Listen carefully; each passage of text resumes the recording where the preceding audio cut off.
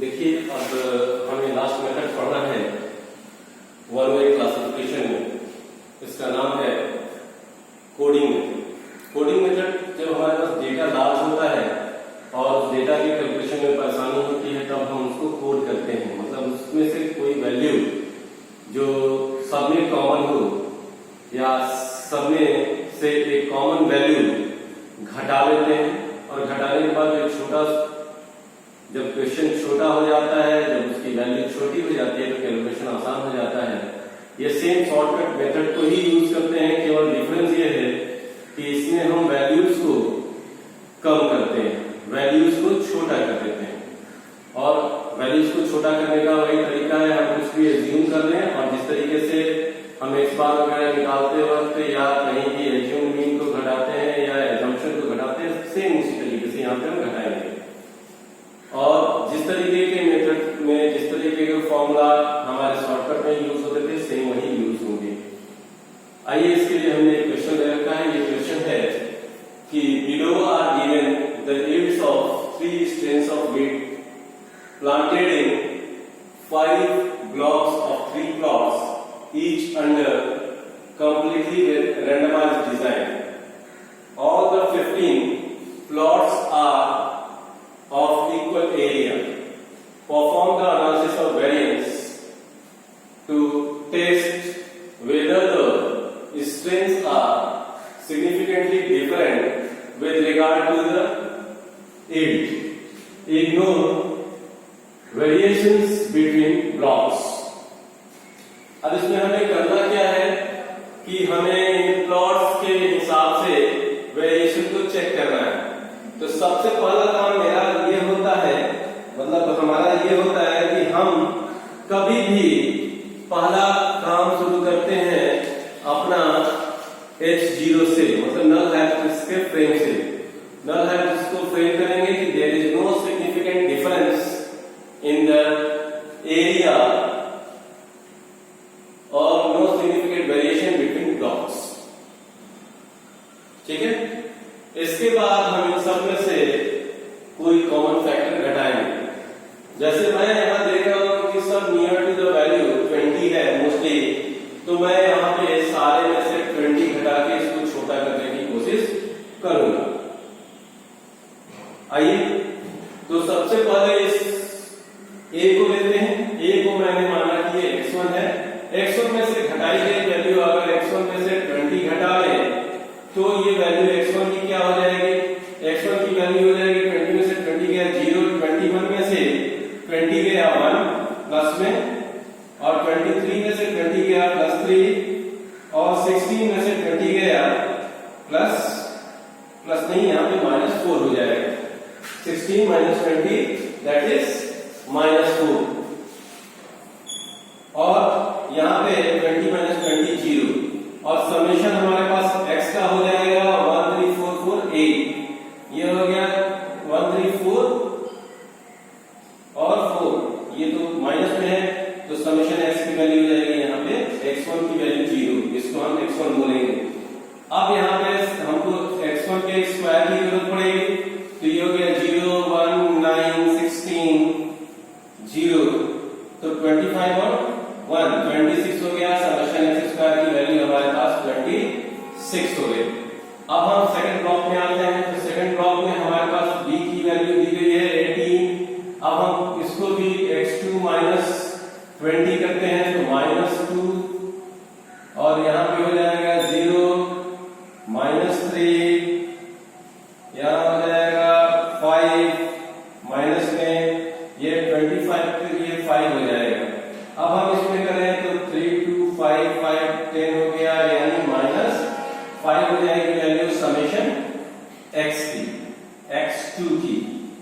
अब इसके x2 के स्क्वायर की बात करेंगे तो 4 0 9 25 तो ये हो जाएगा 50 और ये हो जाएगा 63, तो ये हो गया समेशन x सेकंड वाले का हो गया आपके पास 63। अब थर्ड वाले में आते हैं तो यहाँ x3 - 20 जब वैल्यू करते हैं तो ये हो जाएगा 5, ये हो जाएगा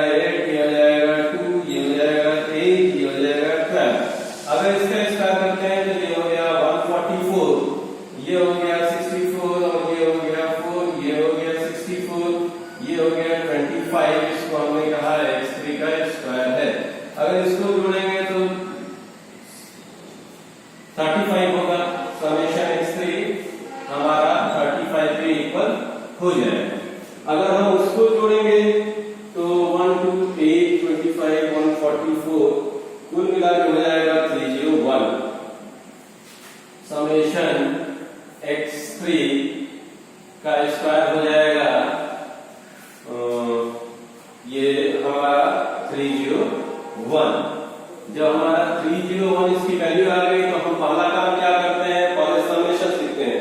तो x के समेशन को जोड़ने तो शुरू करें 20 21 23 16 20। अगर इसको जोड़ेंगे तो इसकी वैल्यू कितनी हो जाएगी, अगर हम x1 की वैल्यू देखें तो 440, तो पहला वाला तो 0 हो गया और दूसरा वाला कितना हो गया 5 को माइनस हो गया।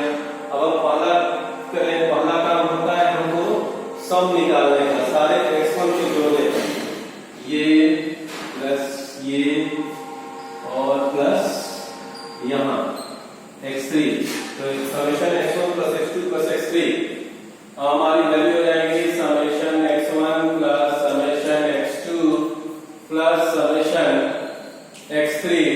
इसकी वैल्यू हमारी हो जाएगी 0 -5 प्लस यानी 30 हो जाएगी, वैल्यू रहेगी 30। इन तीनों को हमने जोड़ा तो हमारे पास वैल्यू पहले वाली आ गई 0। अब दूसरा वाला है कि हमें क्या करना है, करेक्शन फैक्टर निकालना है। करेक्शन फैक्टर होता है t स्क्वायर अपॉन n, जितने स्क्वायर हैं उनको आपको क्या करना है, जो पहला ये इसकी वैल्यू को बोलते हैं t और इसी के स्क्वायर अपॉन n करना है। तो यहीं पे हम करेक्शन फैक्टर भी निकाल देते हैं। करेक्शन फैक्टर हमारा हो जाएगा t स्क्वायर अपॉन n, तो t स्क्वायर की वैल्यू हो जाएगी 30 का स्क्वायर, 30 का square divided by n। n की वैल्यू हमारे पास n कितने हो गए, n अगर देखा जाए तो हमारे पास 5 5 के हिसाब से 3 भाग में है 15, तो डिवाइडेड बाई 15 और 30 का स्क्वायर, इसको 302 मत समझिएगा, ये हो गया 900 डिवाइडेड बाई 15 और 900 को करेंगे तो आ जाएगा 60, तो इसकी वैल्यू हो गई 60। अब t स्क्वायर अपॉन n भी आ गया और ये भी आ गया, तो अब हम इसे थोड़ा सा आगे बढ़ते हैं। एक second, t square upon n तक आ गया। अब हम बिटवीन सैंपल की बात करें, अब हम करेक्शन फैक्टर के बाद total number of squares SST, तो SST में जितने स्क्वायर्स हैं सबको जोड़ा जाए। तो आइए SST, तो SST के लिए हमारा स्क्वायर वाला वैल्यू ये है और ये है, यानी इसमें हम करेंगे 26 63 26 प्लस 63 प्लस 301 तो हो जाएगा 327 330 390, तो हमारी वैल्यू कितनी आ जाएगी 390। अब ये आ गई। अब हमारा विदिन सैंपल की बात करें तो विदिन सैंपल के लिए होता है SST minus SSB। Within sample के लिए हमारे पास क्या होता है SST माइनस SSB। तो SST माइनस SSB की बात करें तो यहाँ पे हमारे पास हो जाएगा ये 390 माइनस 60 दैट इज 330, ठीक है। Sum of square sorry correction factor SST, correction factor के बाद हमने SST निकाला, sum of squares of total निकाला, और इसके बाद अब इसमें से एक चीज मैं घटाना भूल गया, यहाँ पे करना था SST में माइनस, इसके साथ एक और चीज होता है minus t square upon n, minus t square upon n की वैल्यू होगी आपके पास 60 माइनस 60, तो इसकी वैल्यू आ जाएगी अभी 390 माइनस 60 दैट इज 330। अब 330 सम ऑफ स्क्वायर्स आ गया, सम ऑफ स्क्वायर टोटल आ गया। अब इसके बाद हमको सम ऑफ स्क्वायर बिटवीन सैंपल्स निकालना है, तो बिटवीन सैंपल में हम जितने होंगे x1 x2, अगर हम SSB निकालने की बात करें, सम ऑफ स्क्वायर बिटवीन सैंपल्स की बात करें, तो सैंपल्स के जितने x1 का square divide by n, x2 का square divide by n2, x3 divide by n3। चलिए एक बार मैं इसको फिर से फॉर्मूला लिख देता हूं जिससे आप लोगों को परेशानी न हो। तो ये करते हैं summation x1 square divide by n1 plus summation x2 divide by n2। इस तरीके से हम स्क्वायर, इस तरीके से ये 5 हमारे पास फील्ड है, ABC 3 हमारे पास है, ABC 3 हमारे पास है। चलिए तीसरा तो लिख ही दूं, तो ये हो जाएगा समेशन x3 का whole square divide by n3। अब इसकी वैल्यू रखते हैं, x1 हमारे पास 0 है, 0 का स्क्वायर डिवाइड बाय n1 की वैल्यू हमारे पास कितनी हो जाएगी, n हमारे पास कितने हो गए, 3 2 5, फैक्टर्स हमारे पास 5 है, प्लस में कर लें। अब यहाँ पे x2 माइनस 5 का स्क्वायर डिवाइड बाय 5, प्लस में हमारे पास x3 की वैल्यू है 35, तो 35 का स्क्वायर डिवाइड बाय 5, और t स्क्वायर अपॉन n की वैल्यू हमारे पास है 60, ऑलरेडी गिवन है। तो 0 की वैल्यू हमारे पास 0 हो जाएगी ना, और ये हो जाएगा 5 25 25 5 हो जाएगा। तो इसकी वैल्यू हो जाएगी 0, इसकी वैल्यू हो जाएगी 5, और इसकी वैल्यू होगी 35 यानी 35 इंटू 7, 35 इंटू 7 की बात करेंगे तो ये हमारा हो जाएगा 245। तो यहाँ हमने कर दिया 245, और इसके साथ t square minus n minus में कर दिया 60, जिसकी वैल्यू बराबर हो जाएगी 250 माइनस 60, 250 माइनस 60 हो जाएगा 190। तो इनकी वैल्यू आ जाएगी 190। जब इसकी वैल्यू 190 आ गई तो अब हमको क्या करना है, sum of square within sample करेंगे, सम ऑफ स्क्वायर विदिन सैंपल निकालने की कोशिश करेंगे। आइए सम ऑफ स्क्वायर विदिन सैंपल निकालते हैं, तो ये होता है SST माइनस SSB। तो SSB हमारे पास कितना आया है, तो SSB को जब हमने सॉल्व किया तो आया है 330, और SSB को जब हमने किया तो आया है 190। तो ये वैल्यू हमारे पास आ गई, तो हो गया अब 110। अब हमारे पास विदिन भी आ गया जिसकी वैल्यू हो गई 110 के इक्वल। 330 माइनस 190, 330 सॉरी ये 330 माइनस 190, तब ये बढ़ जाएगा, आपका हो जाएगा 140। तो आपकी सारी वैल्यू आ गई, अब तो एनोवा टेबल पे रखना है। तो डिग्री ऑफ फ्रीडम अगर निकालना हो तो डिग्री ऑफ फ्रीडम हम निकाल सकते हैं, और एनोवा टेबल बना के उसमें हम वैल्यू रख देते हैं। एक अब केवल हमको एनोवा टेबल बनाना है और एनोवा टेबल की वैल्यूज को रखना है।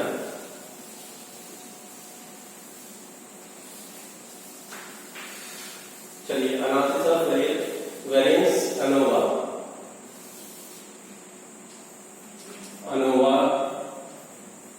टेबल के भीतर हम लिख दे रहे हैं सोर्सेस के भीतर हमने लिख दिया between sample, within sample,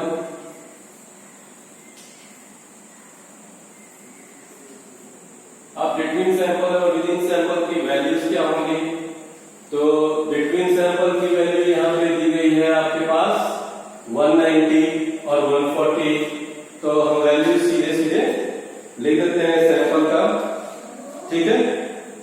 sum of square between sample, sum of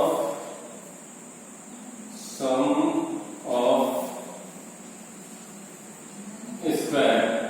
some of square में हमने अगर बात करना है एसएसबी का, तो एसएसबी बिटवीन वैल्यू तो 190, और विदिन की बात करें तो 150, 140, इसको बोलते हैं एसएसबी और इसको बोलते हैं एसएसडब्ल्यू। ये आ गया आपका। इसके बाद हमारा डिग्री ऑफ फ्रीडम की बात करते हैं। तो डिग्री ऑफ फ्रीडम हमारे पास कितना है, तो डिग्री ऑफ फ्रीडम हमारे पास वेरिएशन लेंगे n माइनस के 2 हो जाएगा यहाँ पे, सॉरी n माइनस के दूसरा है, n माइनस के यहाँ है k माइनस 1।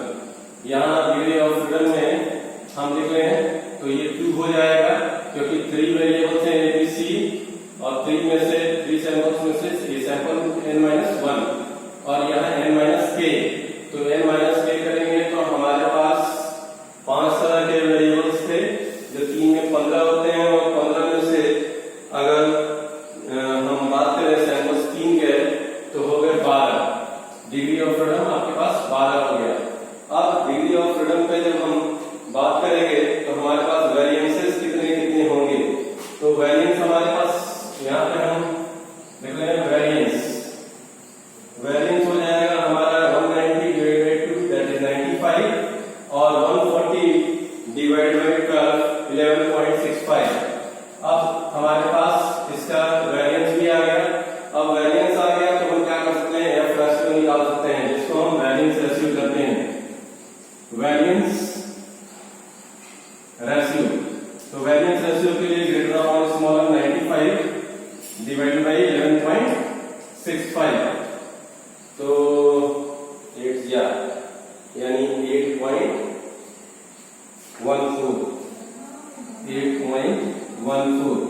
और डिग्री ऑफ फ्रीडम पे जब हम वैल्यू देखेंगे इसका तो क्या होगा, तो V1 और V2 में मतलब degree of freedom larger smaller 2 और 12 में अगर वैल्यू देखते हैं तो इसका हो जाएगा 3.88, ठीक है, 3.88 वैल्यू हो जाएगी, और 5% हमेशा देखेंगे तो किसको देखेंगे, 5% लेवल ऑफ सिग्निफिकेंस।